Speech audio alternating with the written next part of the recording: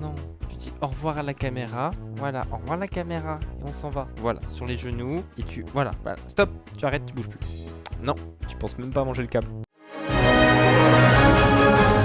Salut à tous, c'est Top Dresseur, c'est Pumpkin Man et aujourd'hui je fais cette vidéo pour que vous arrêtiez de polluer mes rankeds. Non, plus sérieusement, après avoir un peu joué au jeu, j'ai remarqué 5 erreurs fréquentes que les joueurs débutants font et qui sont facilement évitables. Chaque débutant que je vois fait au moins une erreur parmi les 5, donc j'espère qu'après cette vidéo, vous n'en ferez aucune. Et si vous avez toujours du mal à éviter ces erreurs ou si vous cherchez des conseils, vous pouvez rejoindre mon serveur Discord qui contient plein de top dresseurs qui seront prêts à vous aider et en plus ils sont tous BG. Ou alors vous pouvez venir me poser des questions durant mes live Twitch tous les jours, les liens du Discord et du Twitch sont dans la description. Allez, on commence avec la première erreur que beaucoup de gens font avant même que la partie ne commence, prendre des objets au hasard, ou même pire, les oublier. Et quand je dis objets, ça vaut pour les objets de combat comme pour les objets de tenue. Alors, oui, je sais, lors d'une précédente vidéo, je vous disais de ne pas trop vous soucier de vos objets tenus, mais au moins pensez à les mettre, parce que c'est facile d'oublier quand on débute, et achetez-en à la boutique dès que vous pouvez. Et pour les objets de combat, pareil, au début vous n'aurez que la potion, mais dès le niveau 7, vous débloquerez l'attaque plus, et au niveau 8, le vitesse plus, si ça n'a pas changé par rapport à la bêta. Et il vous faudra choisir entre l'option potion, donc plus de soins, de points de vie,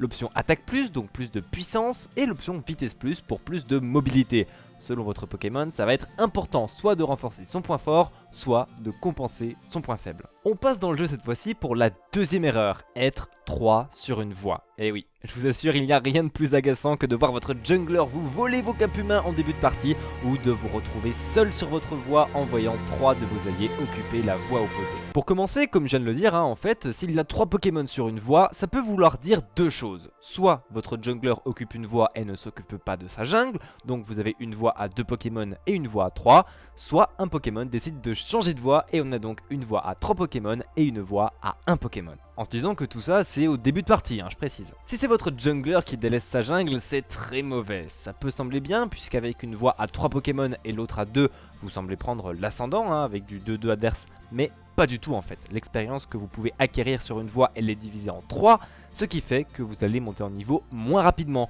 Vous allez perdre énormément de farming en plus puisque les Pokémon sauvages de votre jungle resteront vivants, voire même le jungler adverse va vous les voler. Enfin bref, vous allez prendre rapidement du retard en termes de niveau et au moindre gank du jungler adverse, votre partie peut se terminer. Si c'est un Pokémon qui change de voie, et bien là, pas de surprise, ça vous laisse avec une voie qui n'a qu'un seul Pokémon. Et alors là, cette voie va être enfoncée et même un Crabarak ne peut défendre indéfiniment son camp de scoring seul.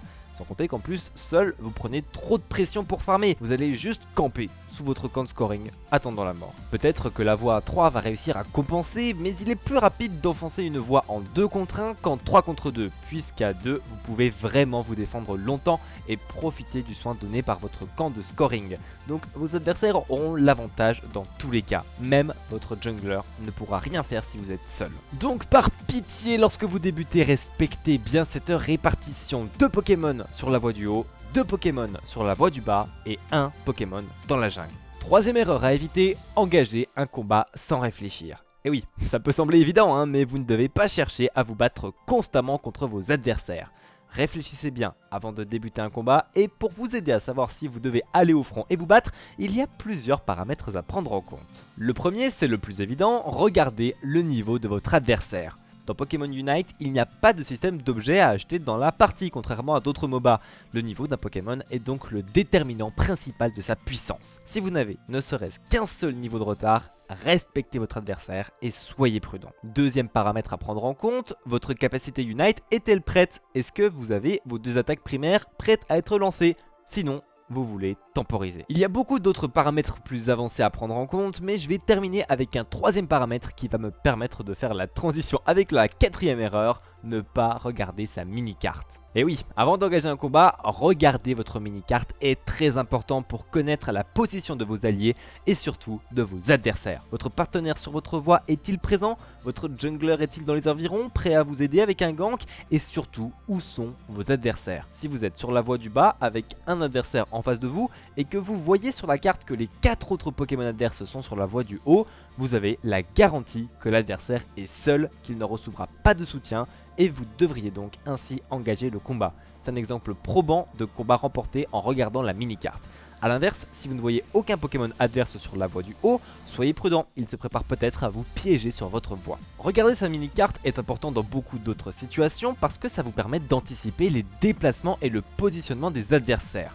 Vous pouvez par exemple repérer un adversaire qui se faufile entre vos lignes pour atteindre discrètement un camp de scoring, comprendre que vous êtes en surnombre ou en sous-nombre à tel ou tel instant et savoir si vous pouvez aller attaquer un objectif ou pas, puisque selon la position des adversaires, vous saurez s'ils peuvent venir vous le contester ou non. Et la transition est parfaite puisque notre cinquième et dernière erreur est de ne pas disputer les objectifs. Alors, je vais aller assez vite là-dessus parce que j'en ai parlé plus en détail dans ma vidéo sur les règles pour bien débuter, que je vous invite à aller voir pour approfondir le sujet. Mais pour résumer les choses grossièrement, gardez un œil sur les objectifs que sont Elector, Motisma et Torgamor. Ne laissez pas l'équipe adverse les récupérer gratuitement et essayez surtout de les récupérer vous-même sur les bons timings, notamment lorsque vous venez de remporter un combat d'équipe par exemple. C'est le moment parfait pour attaquer à 2 Pokémon minimum, je rappelle, le Torgamor. Voilà, après avoir vu cette vidéo, il se peut que vous continuiez à faire de temps en temps ces erreurs, même à moi ça m'arrive, mais au moins vous les connaissez et si vous les avez en tête, vous saurez quand vous les commettez et vous pourrez ainsi rectifier le tir. Si vous voulez plus de conseils, vous pouvez rejoindre le Discord de la communauté et me rejoindre sur Twitch pour suivre les lives Pokémon Unite et jouer avec moi. Et sur ce, c'était Pumpkin Man et je vous dis à la prochaine sur Pokémon Unite FR.